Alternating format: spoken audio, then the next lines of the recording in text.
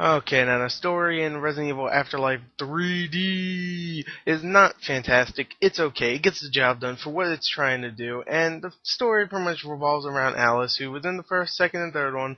And she's pretty much, after the third one, she finds a whole bunch of clones of herself. So she's like, you know what, let me get all my clones, train them to be badass like me, give them my superpowers like she has. If you've seen the other movies, you know what I'm talking about. And pretty much go out and yeah, destroy the ones that are involved in the whole freaking zombie apocalypse. Umbrella, and that's right in the beginning of the film. They kind of fail because they blow up the whole freaking. Well, they do kill everybody in the building except the one main person, Albert Wesker, who is the reason why this all happened. And pretty much the whole movie is her looking for survivors. And when she finds the survivors, she's gonna go and kill Wesker somehow, some way. Coincidentally, she finds them obviously somehow, some way. So yeah, the story is not fantastic. It's a lot of coincidences in this movie, but overall it's not bad at all. So I'll give it a point 0.6 out of 1.0. So let's go on to the acting of the film. Okay, now the acting in Resident Evil Afterlife in 3D is actually not that bad. It's not fantastic at all, but it's okay. Mila Jovovich as Alice, I always liked her as Alice, and even though Alice is a fictional character, and well, okay, all the characters in this movie are fictional, but fictional to the Resident Evil mythology, yeah, mythology. She's still pretty good. Ali Larter as Claire Redfield. I still can't see her as Claire Redfield because Claire Redfield to me is one of those characters that's supposed to be perky looking, not badass looking. Just, yeah, I mean, she is badass, but she doesn't look badass. And Ali Larter, sorry, no bueno.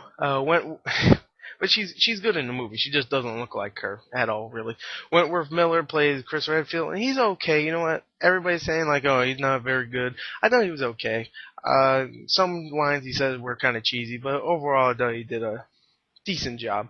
Sean Roberts plays Wesker, and I thought he looked like Wesker. He was pretty menacing, but sometimes he did, like Spill.com said, he did talk. He kind of mumbled sometimes, and he talked without freaking moving his teeth, and I noticed that a lot. So yeah, he's not fantastic, but he's pretty good. He looked like him, so he looked like him.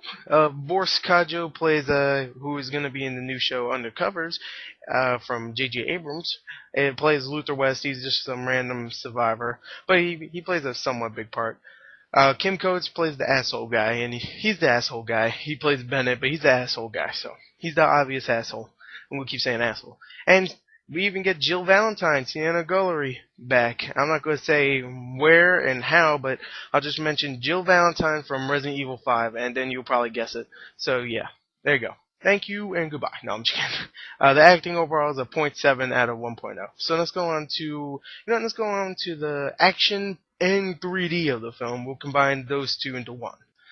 Okay, now the 3D in the film, I'm just going to say it right here. I really liked the 3D in the film. I thought it was really well done. There were some really cool scenes, like sometimes you saw brains fly at you and stuff. I'll just say it right here. I really liked the 3D. I'm not going to take much time because I want to talk about the action, so the action in 3D. And yeah, I'll just say it right here. I really liked the 3D in the film. Now, it's nowhere near as good as Avatar's, and it's advertised like using the same cameras as Avatar. Ooh, but I thought they were good. I thought the 3D was good overall. So yeah, let me talk about the action of the film, which was pretty good overall. Now, I didn't love the action in this film. Sometimes it was really cheesy. Sometimes it just ripped Matrix off completely. But I thought it was really fun, even though it ripped off some of it. I really like to see like the Wesker fight, like in Resident Evil 5, where he's like teleporting everywhere against Chris and Claire Redfield, even though she wasn't in the fifth one.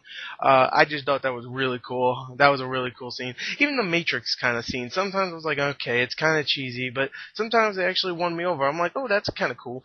And like some of the somewhat boss fights, like the guy with the huge axe, I forgot his name. I think it's like I don't know, Diminisher or something like, I don't know, the Vanquisher, I don't know, guy with axe, I don't know, I don't remember his name, but you've seen him in the trailer, probably, if you've seen the trailer, and, I thought that scene was cool, so overall, I thought the action and the 3D overall was really, really tight and really cool, so, I'll just give it a point 0.8 out of 1.0, maybe a point 0.7 for the action and a point 0.9 for the 3D, so, yeah, I really liked it overall, so let's go on to the entertainment of the film and then overall.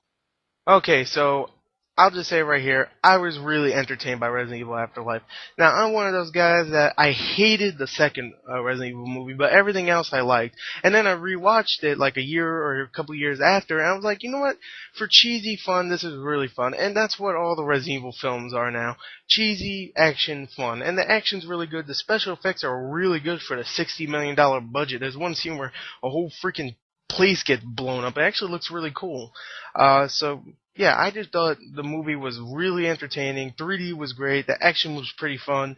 Acting wasn't bad. The story wasn't terrible. And I just thought it was really fun. So, you know what? I'm going to give the entertainment a point 9 out of 1.0. I really enjoyed this.